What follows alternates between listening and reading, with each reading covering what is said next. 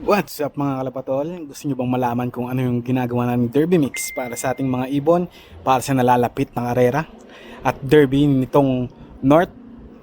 Subaybayan yung video na to at papakita namin kung paano namin minimix at ano ang kasama sa mixture ng aming Derby Mix.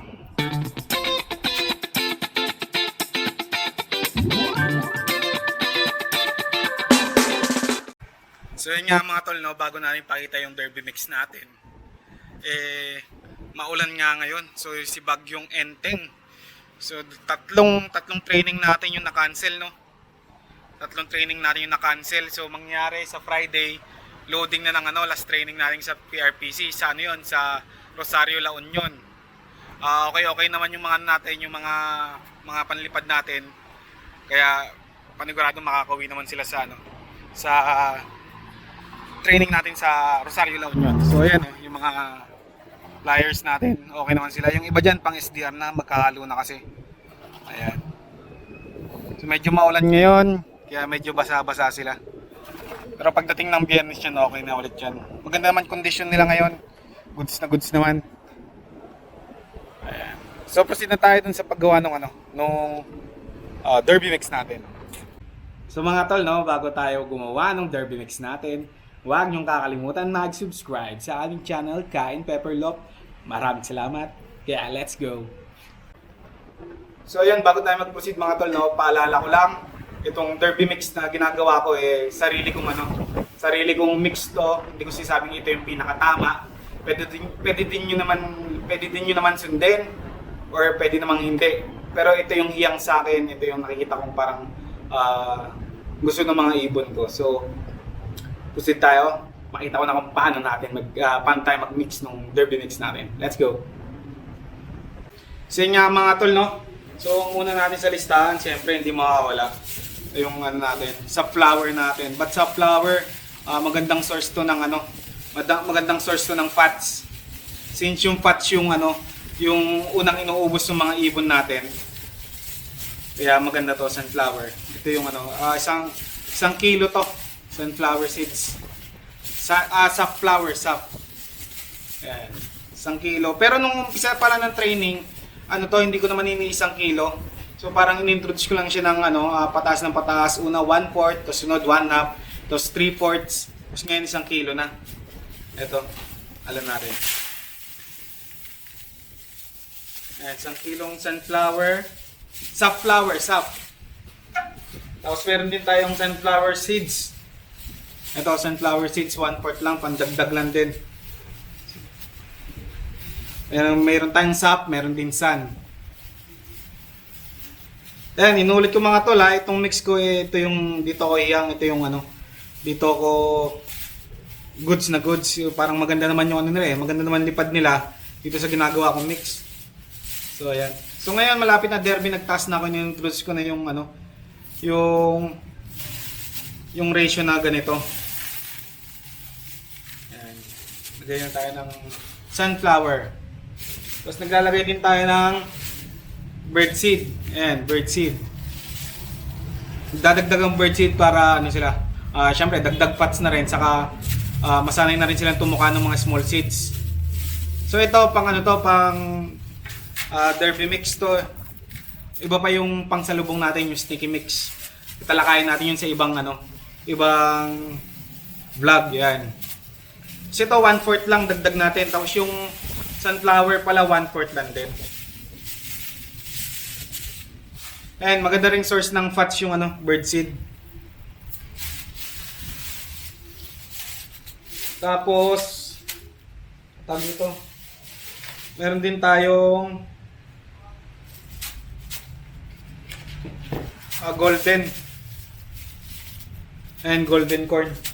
So halin natin siya, medyo mali yung binigay natin, babalik tayo doon. Papapalitan natin.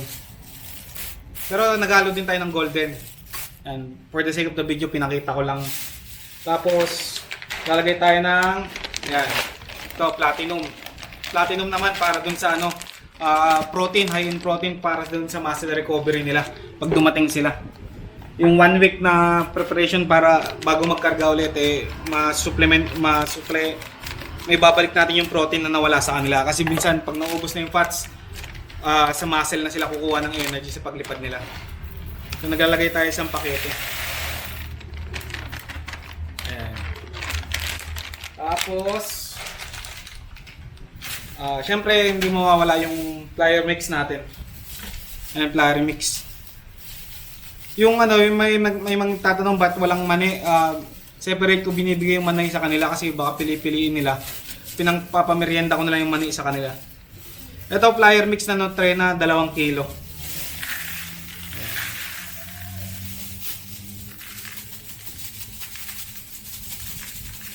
Sa mga tol, yung mga nagtatanong ng magtatanong ba't nagdadagdag pa ako ng mais, dagdag carbohydrates din to para sa mga plier natin. Kaya maganda rin to. Medyo nagkakabili ko lang kasi dun sa poultry supply, medyo 1 kilo yung binili natin pero parang 1/4 lang ata itong naibigay nila. So babalik natin. Pero kasama to dito. So pagdating dito, mimix ko lang siya dito. Ayan, haluin ko lang. Ayan, lumitaw na isa.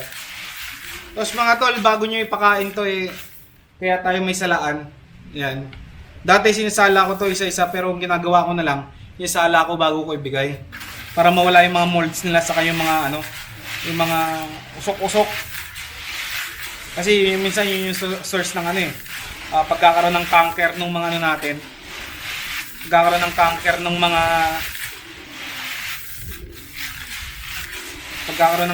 mga natin, ng mga ibon natin. Kaya ako sinasala ko bago ko bigay.